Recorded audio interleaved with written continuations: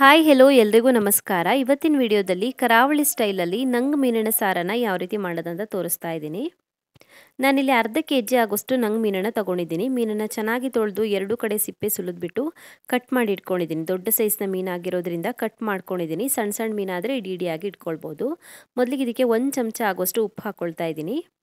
ಹಾಗೆಯೇ 1/4 ಚಮಚ ಆಗೋಷ್ಟು ಅರಿಶಿನ ಪುಡಿ ಹಾಕ್ಕೊಳ್ಬೇಕು. ಉಪ್ಪು ಮತ್ತು ಅರಿಶಿನ ಸೇರಿಸಿ ಚೆನ್ನಾಗಿ ಮಿಕ್ಸ್ ಮಾಡಿ ಮ್ಯಾರಿನೇಟ್ ಮಾಡ್ಕೊಳ್ಬೇಕು. ಉಪ್ಪು ಮತ್ತು ಅರಿಶಿನ ಪುಡಿ ಚೆನ್ನಾಗಿ ಹಿಡಿಬೇಕು ಮೀನಿಗೆ. ಇದು ಮ್ಯಾರಿನೇಟ್ ಆಗೋಷ್ಟರಲ್ಲಿ ನಾವು ಮಸಾಲೆ ರೆಡಿ ಮಾಡ್ಕೊಳ್ಳೋಣ. ಒಂದು 15ರಿಂದ 20 ನಿಮಿಷ ಆದ್ರೂ ಮ್ಯಾರಿನೇಟ್ ಆಗಲಿ. ಮಸಾಲೆಗೆ ಒಂದು ಬಾಣಲಿನ ಕಾಯಿಸಿ ಅದಕ್ಕೆ 8 ಬ್ಯಾಡಗಿ ಮೆಣಸಿನಕಾಯಿನ ಸೇರಿಸಿ ಮೀಡಿಯಂ ಫ್ಲೇಮಲ್ಲಿ ಹುರ್ಕೊಳ್ಬೇಕು. ಮೀಡಿಯಂ ಫ್ಲೇಮಲ್ಲಿ ಒಂದು 2ರಿಂದ 3 ನಿಮಿಷದವರೆಗೂ ಡ್ರೈ ರೋಸ್ಟ್ ಮಾಡ್ಕೊಳ್ಬೇಕು. ಎಣ್ಣೆ ಸೇರಿಸಬಾರ್ದು. ನಂತರ ಇದಕ್ಕೆ 1 ಚಮಚ ಆಗೋಷ್ಟು ಧನಿಯಾ ಕಾಳು ಹಾಕ್ಕೊಳ್ಬೇಕು. 1/4 ಚಮಚ ಆಗೋಷ್ಟು ಕಾಳು ಮೆಣಸು, 1/4 ಚಮಚಕ್ಕಿಂತ ಸ್ವಲ್ಪ ಕಡಿಮೆನೇ ಜೀರಿಗೆ ಹಾಕ್ಕೊಳ್ಳಿ. ಒಂದು 2 ಚಿಟಿಕೆ ಆಗೋಷ್ಟು ಮೆಂತೆಕಾಳು, ಹಾಗೆಯೇ 1 ಚಿಟಿಕೆ ಆಗೋಷ್ಟು ಓಂ ಕಾಳನ್ನು ಹಾಕ್ಕೊಳ್ತಾ ಇದ್ದೀನಿ. ಓಂ ಕಾಳು ಇದ್ದರೆ ಹಾಕ್ಕೊಳ್ಳಿ, ಇಲ್ಲಾಂದರೆ ಪರವಾಗಿಲ್ಲ. 1 ಚಿಟಿಕೆಗಿಂತ ಜಾಸ್ತಿ ಹಾಕ್ಕೋಬೇಡಿ. ಇವಾಗ ಇದನ್ನು ಕೂಡ ಮೆಣಸಿನ್ಕಾಯಿನೂ ಸೇರಿಸಿ ಮತ್ತೆ ಒಂದು 2ರಿಂದ 3 ನಿಮಿಷದವರೆಗೂ ಹುರ್ಕೊಳ್ಬೇಕು. ಹುರಿದಿರೋಂಥ ಮಸಾಲೆ ಐಟಮ್ಸ್ ಎಲ್ಲ ತಣ್ಣದಾದ ನಂತರ ಇದಕ್ಕೆ ಅರ್ಧ ತೆಂಗಿನಕಾಯಿ ಹಾಕ್ಕೊಳ್ತಾ ಇದ್ದೀನಿ. ಒಂದು ಮೀಡಿಯಂ ಸೈಜ್ನ ತೆಂಗಿನಕಾಯಲ್ಲಿ ಅರ್ಧ ತೆಂಗಿನಕಾಯಿನ ತುರಿದ್ಬಿಟ್ಟು ಹಾಕ್ಕೊಳ್ತಾ ಇದ್ದೀನಿ. ಹಾಗೆಯೇ ಇದಕ್ಕೆ 1/4 ಚಮಚ ಆಗೋಷ್ಟು ಅರಿಶಿನ ಪುಡಿ ಹಾಕ್ಕೊಳ್ಬೇಕು. ಒಂದು ಸಣ್ಣ ಪೀಸ್ ಆಗೋಷ್ಟು ಹುಣಸೆ ಹಣ್ಣನ್ನು ಹಾಕ್ಕೊಳ್ಳಿ. ಒಂದು ಈರುಳ್ಳಿನ ಚಿಕ್ಕದಾಗಿ ಕಟ್ ಮಾಡಿಬಿಟ್ಟು ಹಾಕ್ಕೊಳ್ತಾ ಇದ್ದೀನಿ. ಒಂದು ಮೀಡಿಯಂ ಸೈಜ್ನ ಈರುಳ್ಳಿ ಹಾಕ್ಕೊಳ್ತಾ ಇದ್ದೀನಿ.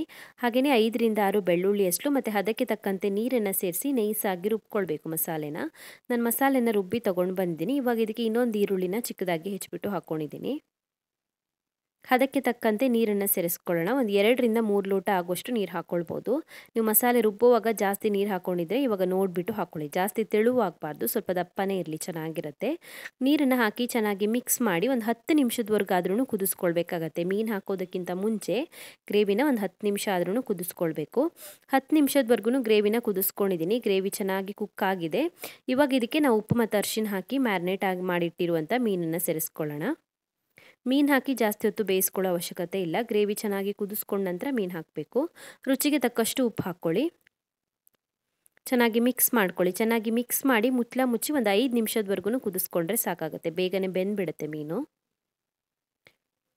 ಮುಚ್ಚಿ ಒಂದು 5 ನಿಮಿಷ ಕುದಿಸ್ಕೊಂಡಿದ್ದೀನಿ. ಗ್ರೇವಿ ಹೇಗಿದ್ರೂ ಆಲ್ರೆಡಿ ಕುಕ್ ಮಾಡ್ಕೊಂಡಿದ್ದೀನಿ. ಮೀನು ಕೂಡ ಚೆನ್ನಾಗಿ ಕುಕ್ ಆಗಿದೆ. 5 ನಿಮಿಷದಲ್ಲಿ ಬೆಂದ್ಬಿಡುತ್ತೆ ಮೀನು. ರೆಡಿಯಾಗಿದೆ. ಸೊ ಕರಾವಳಿ ಸ್ಟೈಲಲ್ಲಿ ನಂಗ್ ಮೀನಿನ ಸಾರನ್ನು ಯಾವ ರೀತಿ ಮಾಡೋದಂತ ನೋಡಿದ್ರಲ್ಲ. ತುಂಬಾ ರುಚಿಯಾಗಿ ಬರುತ್ತೆ. ರೈಸ್ಗೆ, ಇಡ್ಲಿಗೆ, ದೋಸೆಗೆ ಎಲ್ಲದಕ್ಕೂ ಕೂಡ ಚೆನ್ನಾಗಿರುತ್ತೆ. ಟ್ರೈ ಮಾಡಿ ನೋಡಿ. ಸ್ವಲ್ಪನೂ ಎಣ್ಣೆ ಹಾಕಿಲ್ಲ ಇದಕ್ಕೆ. ನಾನು ಕಂಪ್ಲೀಟ್ಲಿ ಆಯಿಲ್ ಫ್ರೀ ಆಗಿ ಮಾಡಿದ್ದೀನಿ. Thank you for watching my video. ನಿಮಗೆ ವಿಡಿಯೋ ಇಷ್ಟವಾಗಿದ್ದರೆ ವಿಡಿಯೋಗೊಂದು ಲೈಕ್ ಕೊಡಿ. ಹಾಗೆಯೇ ಕಮೆಂಟಲ್ಲಿ ತಿಳಿಸಿ ಹೇಗಿದೆ ಅಂತ. ಇನ್ನೂ ಹೆಚ್ಚಿನ ವಿಡಿಯೋಗಳಿಗೆ ನನ್ನ ಯೂಟ್ಯೂಬ್ ಚಾನಲನ್ನು ಸಬ್ಸ್ಕ್ರೈಬ್ ಮಾಡ್ಕೊಳ್ಳಿ. ಹಾಗೆಯೇ ನನ್ನನ್ನು ಫೇಸ್ಬುಕ್ ಮತ್ತು ಇನ್ಸ್ಟಾಗ್ರಾಮಲ್ಲಿ ಫಾಲೋ ಮಾಡೋದನ್ನು ಮರಿಬೇಡಿ.